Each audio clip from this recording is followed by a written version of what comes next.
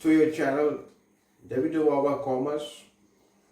As it is clearly evident from the back that I am going to discuss today workman compensation fund. ये बहुत ही बड़ा difficult adjustment है बच्चों के point of view.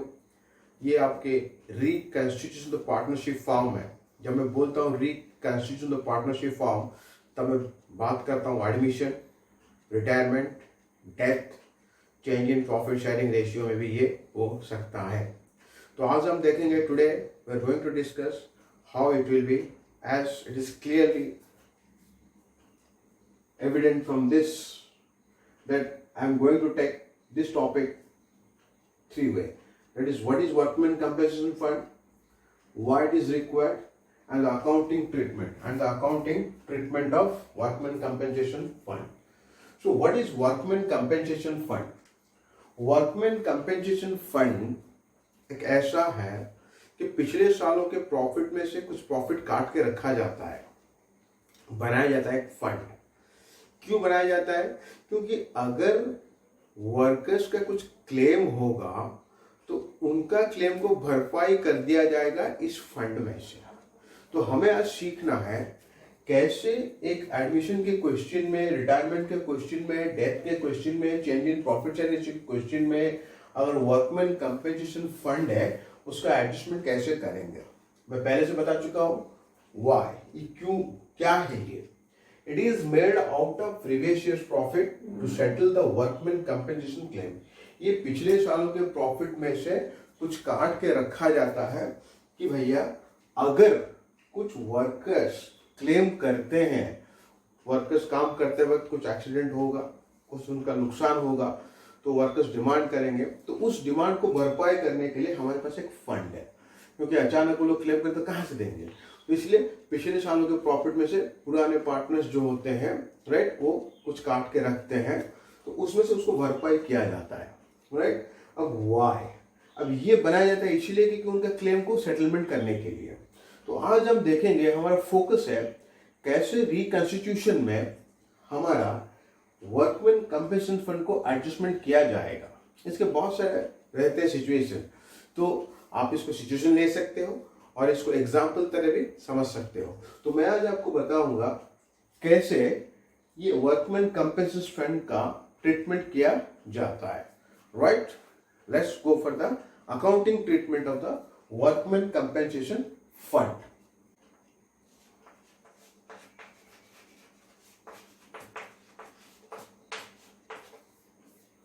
Situation 1 में क्या होता है? सिचुएशन 1 में बिल्कुल क्वेश्चन में कुछ एडजस्टमेंट लिखा नहीं रहेगा, मगर बैलेंस शीट में वर्कमैन कंपेंसेशन फंड दिया रहेगा.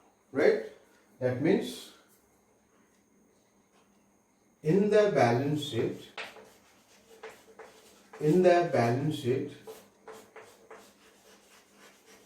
there is workman compensation fund. In the balance sheet there is workman compensation fund. Balance sheet में वर्कमैन कंपेंसेशन फंड दिया है. No adjustment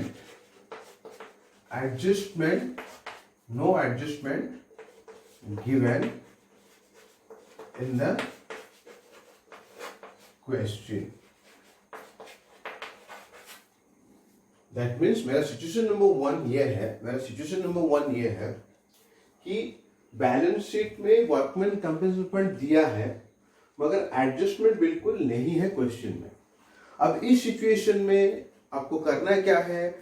totally workman compensation fund जो है, चाहे वो एडमिशन हो, चाहे वो रिटायरमेंट हो, चाहे वो डेथ हो, चाहे वो रिकंस्टिट्यूशन हो, आपको करना क्या है? सीधा उसको डिस्ट्रीब्यूट कर देना है ओल्ड पार्टनर्स के अंदर ओल्ड रेशियो में. क्यों? क्योंकि ये उन लोगों का प्रॉफिट में से काटा गया कुछ हिस्सा है, इसलिए रिकंस्टिट्यूशन होने से पहले वो लोग अपने प्रॉफिट को अपने शेयर में ले लेंगे. इसलिए अकाउंटिंग ट्रीटमेंट की अगर बात करेंगे, अकाउंटिंग ट्रीटमेंट की अगर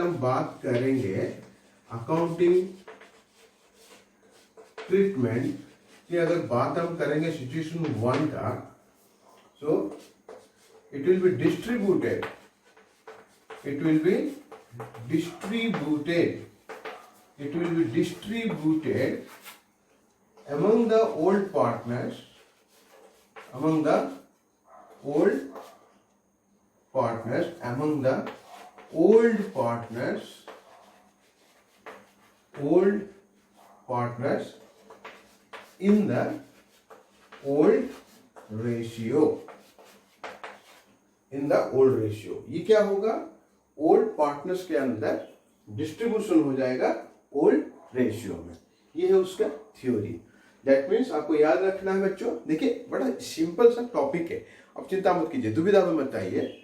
सीधा वर्कमैन कंपेंसेशन फंड अगर दिया है बैलेंस शीट में, इन द बैलेंस शीट में एडजस्टमेंट कुछ नहीं दिया है, तो सीधा उसको डिस्ट्रीब्यूट कर दीजिए ओल्ड पार्टनर्स के अंदर ओल्ड रेशियो में. राइट. तो इसके लिए आपको जर्नल एंट्री भी याद रखना पड़ेगा. तो जर्नल एंट्री क्या है? जर्नल एंट्री क्या है मैं आपको अभी लिख के बताता हूं.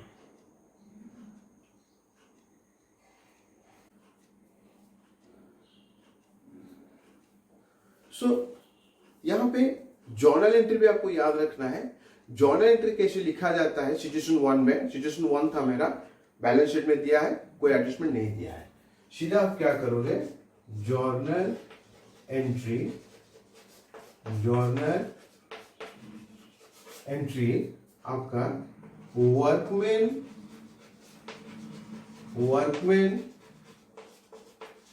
Compensation fund account, workman compensation fund account debited to old partners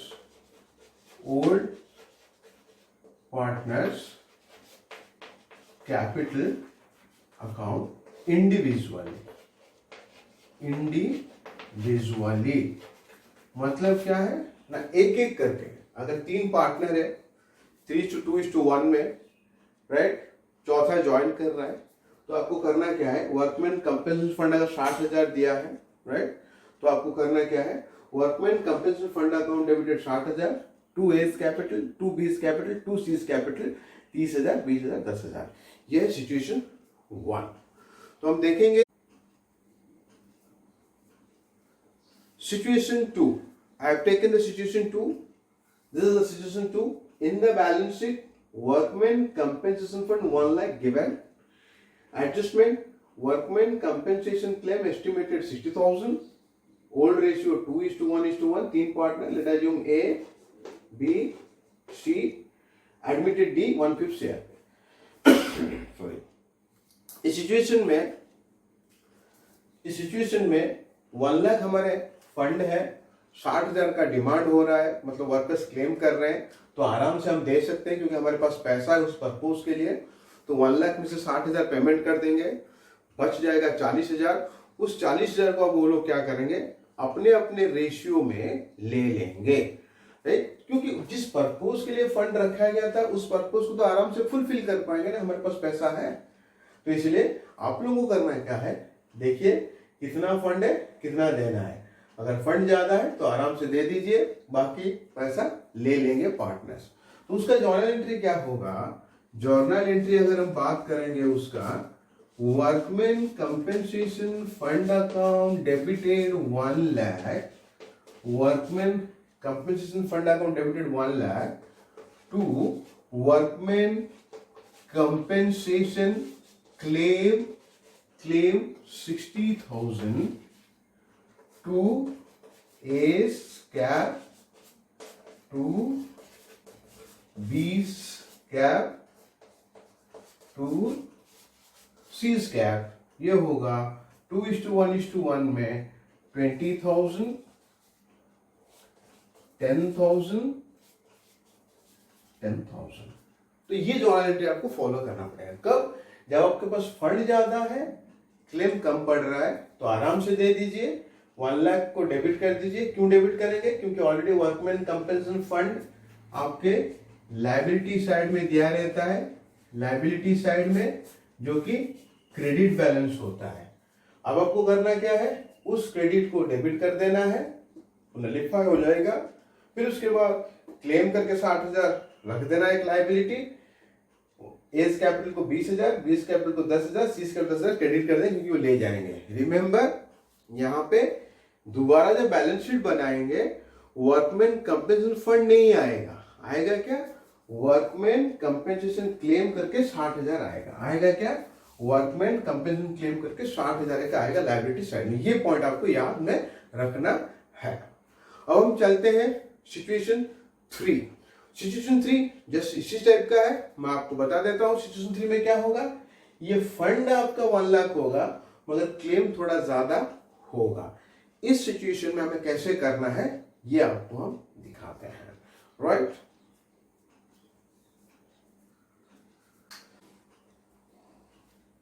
situation 3 मैं आपके सामने लिख चुका हूं। सिचुएशन 3 क्या है ना, इन the balance sheet workman compensation fund 1 lakh given, adjustment given, workman compensation claim estimated 1,20,000।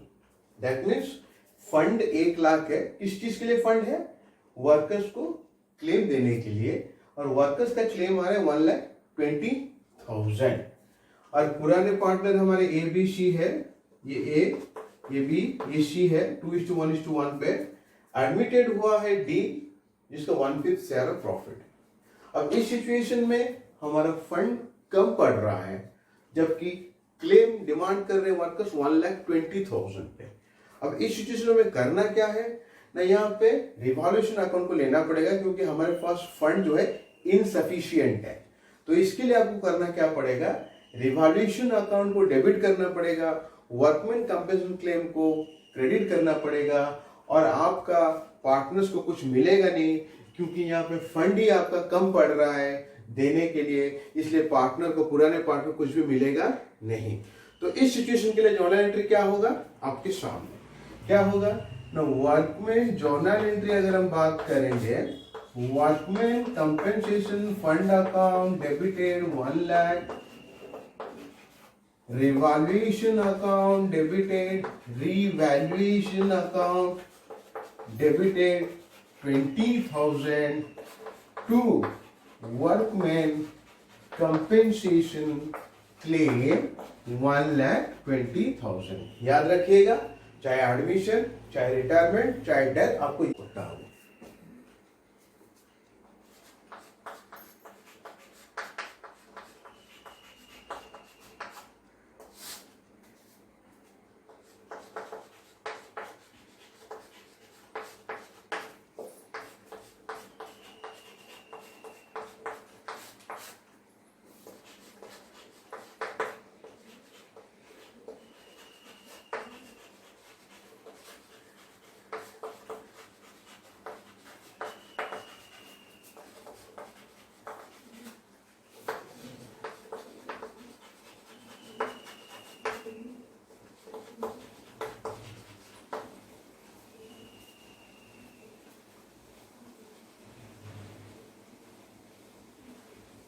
ভিডিওটা এইবার